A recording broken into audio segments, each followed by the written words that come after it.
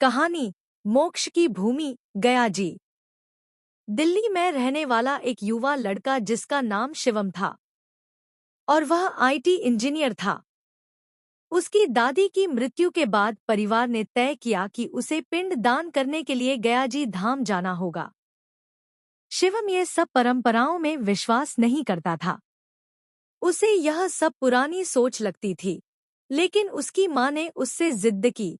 तब जाके शिवम गया जी धाम जाने के लिए रवाना हुआ। जैसे ही शिवम की ट्रेन गया जी स्टेशन पहुंची, वहां का माहौल बिल्कुल अलग था। अगले दिन वह विष्णुपद मंदिर के घाट पर पहुंचा। उसने देखा कि चारों तरफ घंटी की आवाज गूंज रही है और पुजारियों की मंत्रोच्चार की आवाज गूंज रही है। और उसने एक नदी भी देखा जिसकी लहरें एकदम संत। उस नदी का नाम फल्गु नदी था। गया जी की गलियों में साधु बैठे थे और कुछ लोग पिंड दान का सामान बेच रहे थे। और फल्गु नदी के घाटों से पितरों के तर्पण की आवाज भी सुनाई दे रही थी। शिवम ने पहली बार अनुभव किया कि यह शहर सांस नहीं लेता, यह प्रार्थना करता है। दूसरे दिन शिवम ने अपने पितरों के लिए पिंडदान किया।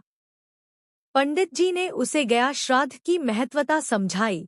पंडित जी ने कहा, बेटा, जब कोई अपने पूर्वजों की आत्मा को श्रद्धा से पिंडदान करता है, तो उनके जीवन की अधूरी यात्रा को पूर्णता मिलती है। यही है गया जी का आशीर्वाद। फल्गु नदी के तट पर शिवम बैठा, मिट्टी से बने पिंड को हाथ में लिया, पर जब उसने आंखें बंद की, तब एक अजीब सी आत्मिक शक्ति का अनुभव हुआ। पिंडदान खत्म होने के बाद शिवम ने गया जी की गलियों में घूमने शुरू किया।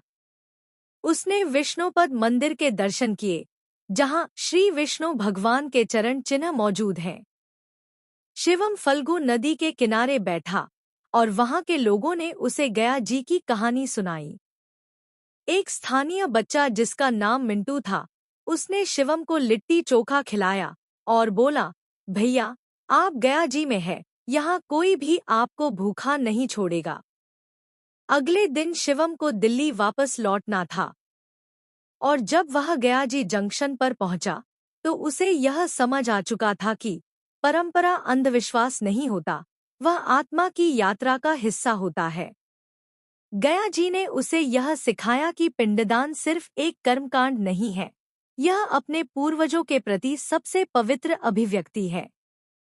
अब शिवम हर साल श्राद्ध पक्ष में गया जी धाम आता है, अपनी संस्कृति से जुड़ने और उस आत्मिक अनुभूति को फिर से जीने के लिए, जिसे उसने पहली बार गया जी की उस सुबह में महसूस किया था।